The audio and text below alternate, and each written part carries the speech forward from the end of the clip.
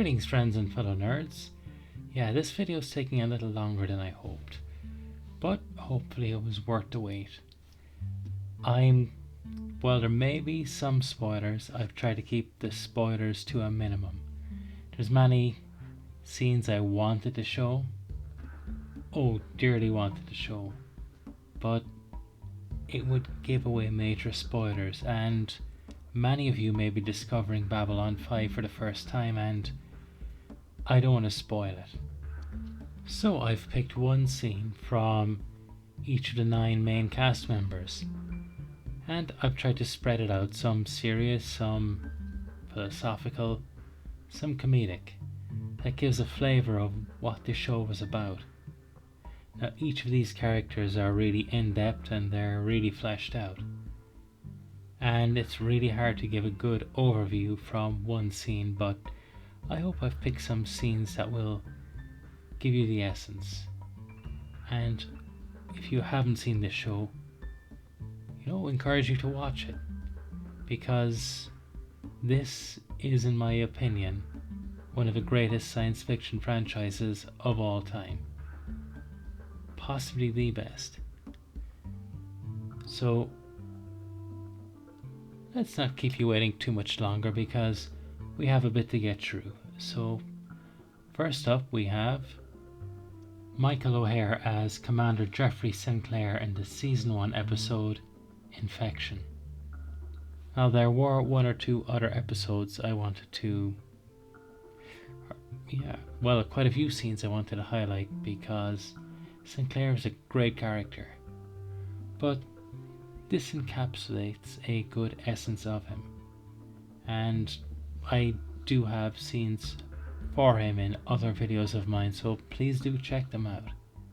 So enough waffling, let's check out the scene.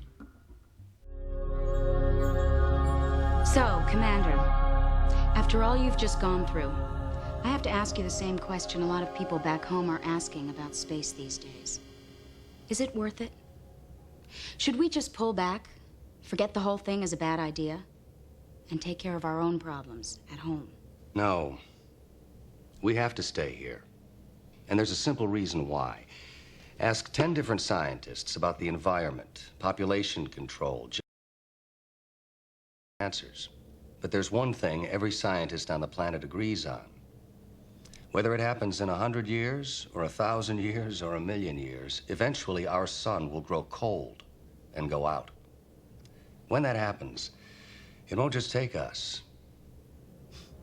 It'll take Marilyn Monroe, and Lao Tzu, and Einstein, and Morobuto, and Buddy Holly, and Aristophanes. All of this was for nothing. Unless we go to the stars.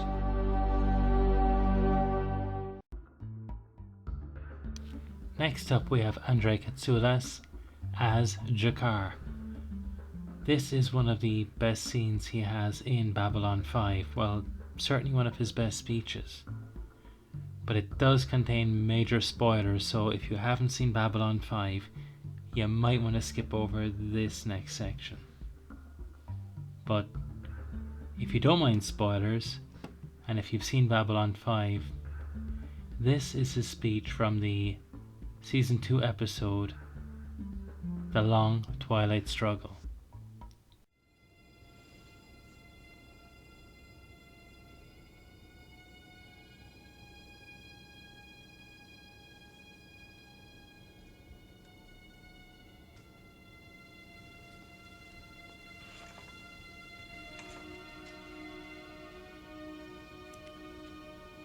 No dictator, no invader can hold an imprisoned population by force of arms forever. There is no greater power in the universe than the need for freedom. Against that power, governments and tyrants and armies cannot stand. The Centauri learned this lesson once. We will teach it to them again. Though it take 1,000 years, we will be free.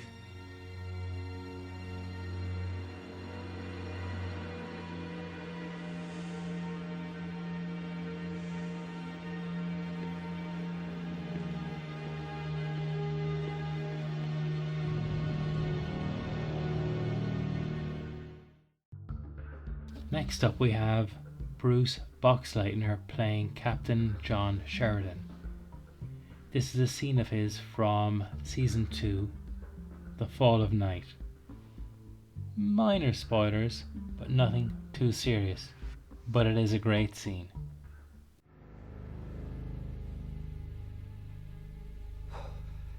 I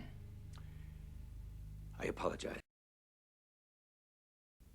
I'm sorry.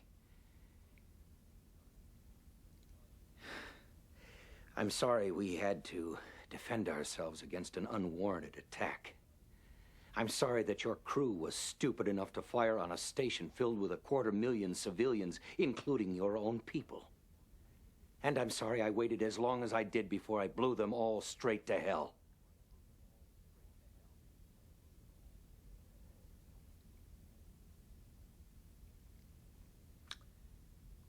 As with everything else, it's the thought that counts.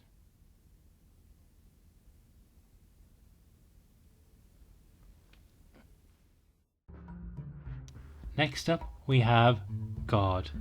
Well, a God, not the God. And it is Susan Ivanova, played by Claudia Christian.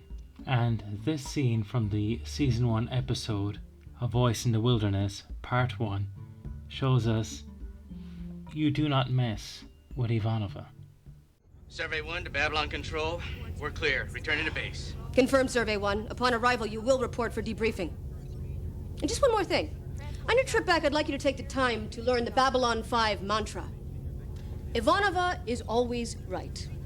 I will listen to Ivanova. I will not ignore Ivanova's recommendations. Ivanova is God.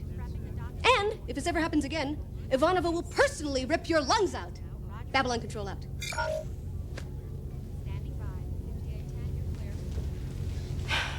Civilians. Just kidding about that God part. No offense. Next up we have Security Chief Michael Garibaldi, played by Jerry Doyle. Now, Garibaldi is a great character and I really wanted to show a couple of certain scenes, but they were major spoilers. So I went with the Season 1 episode Grail, where he teases members of the Centauri delegation. Are you sure it's dead? I'm positive. It's dead as a rock. I saw it with my own eyes. How do you know it's not just resting? Feeders are sneaky, you know. Londo, trust me.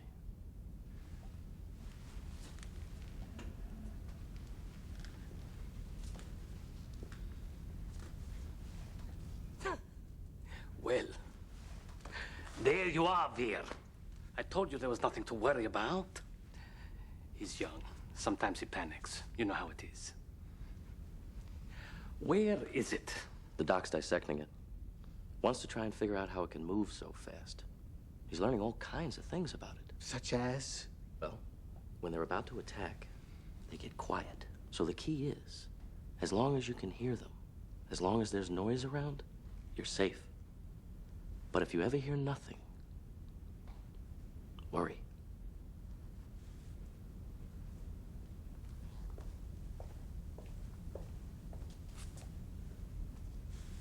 It's interesting. It's very interesting. It's awfully quiet out here, isn't it, Ambassador? Ambassador? Londo! Open the door, Londo! Ambassador, it's not funny! Open the door, Londo! Next we have Mira Furlan playing Ambassador Delenn. Trying to pick a scene for Delenn is difficult, as is most of the main cast. They have so many great scenes from across the seasons. And many of the great ones, yeah, they contain spoilers. I picked a scene here from a season 2 episode, Distant Star, where she paraphrased the great Carl Sagan, who told us, well, I'll let the line tell us. Captain, you can come back if you wish to be alone. No. Please. I heard the news. I'm sorry for your loss. That's the hard part, isn't it? Sending young people out to die. But they saved others. At the right moment, they were in the right place and knew what to do, as you did. What makes you think this is the right place for me? The universe puts us in places where we can learn. They are never easy places, but they are right. Wherever we are is the right place and the right time. The pain that sometimes comes is part of the process of constantly being born. You sound like you've been doing some thinking about this on your own. Perhaps. We are both, I suppose, going through transitions. But the universe knows what it's doing. I wish I had your faith in the universe. I just don't see it sometimes. Then I will tell you a great secret, Captain. Perhaps the greatest of all time. The molecules of your body are the same molecules that make up this station. And the nebula outside that burn inside the stars themselves. We are star stuff. We are the universe made manifest, trying to figure itself out. But as we have both learned, sometimes the universe requires a change of perspective.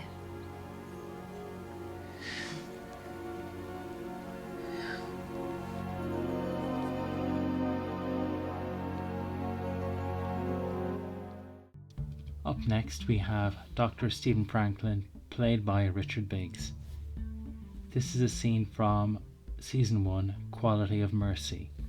Now there's some really great scenes from Franklin, but again, spoilers. And some others were just... I wanted to mix around the tones of the different scenes. So I chose this one, and I hope you enjoy it. Just doing my job. Your job is chief of staff for the med lab facility. No, my job is healing people. Med labs aren't free. Not everyone can afford to come for treatment, especially in down below. Well, they have my sympathies. But this is an unauthorized clinic. This is a free clinic. Same thing. The taxpayers back home expect us to be self-supporting. They wouldn't approve of diverting medicines, supplies, resources. I know. That's why I didn't tell you. I don't like having to hear about this in the grapevine, Doctor. I'm in charge of station operations. This is a station, and this is certainly for operations. All right. Fine. But right now there are about a dozen people out there waiting to see me. Now, what do you intend to do about that? Nothing. And there's only a half dozen I counted. Look, I don't mind if you bend the rules a little, Doctor. I mean, I bend a few myself. But I do like to be informed. If I'm going to share in the blame, I'd at least like to share in some of the fun. All right. You can start by taking off your jacket. There's a sink in the back. You can wash your hands and... I am not a doctor. No, but I'm sure we can find something for you to do. If you're going to join in the fun, you might as well go all the way, right?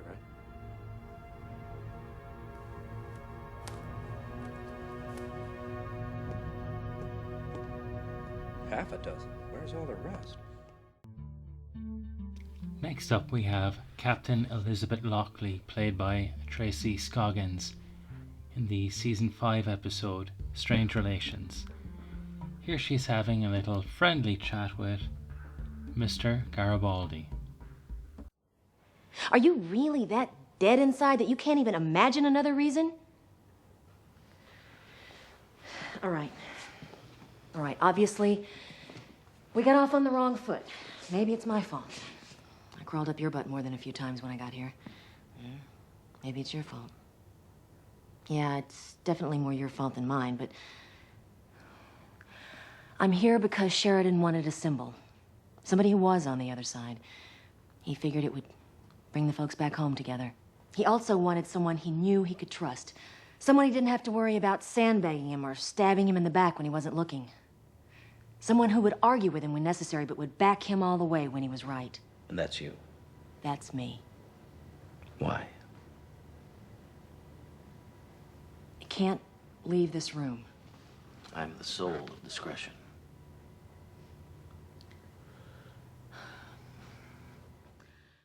You didn't honestly think I'd give that spoiler away, did you?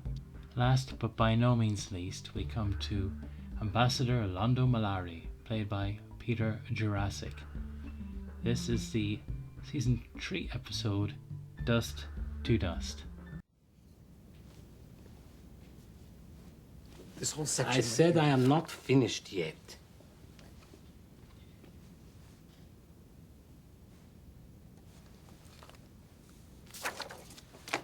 Now I am finished. What did you think? I really want your opinion before I send my report back home. Do you really think the Minbari can be trusted? Oh, yes. Why? Veer. I have only seen political naivete this complete once before, in a speech before the Centaurum by Lord Jano. When he was finished, we recommended that he be sterilized in the best interests of evolution. And then we remembered that he was married to Lady Arno, so really, there was no need. Londo, the Minbari are very lovely people, interested in culture and art and... Decadent and soft. Probably out to impose their views on everyone else. But their cities are thousands of years old. The lack of new construction is the surest sign of a faltering economy. This could make them very aggressive. They are deeply spiritual people, Londo. Yes, that you can leave. Always scares people. Londo, are you deliberately trying to drive me insane? The universe is already mad. Anything else would be redundant. Londo. Get that, would you? Yes. Thank you for sticking with this video to the end. It's been fun for me to make this, and I hope you enjoyed it. At least half as much as I enjoyed making it. I hope to revisit this, the character study soon, where I hope to do another one-off character video. I found so many more great one-off characters that, you know, I felt deserved to be on a list themselves. But I won't spoil who's on it. If you like this video, please give it a thumbs up. If not, thumbs down. Either way, please let me know in the comments what you think. And you know what? If you like this content, consider subscribing to the channel. It really helps. And once again, thank you all. May you all get to heaven a half hour before the devil knows you're dead. God bless and stay safe.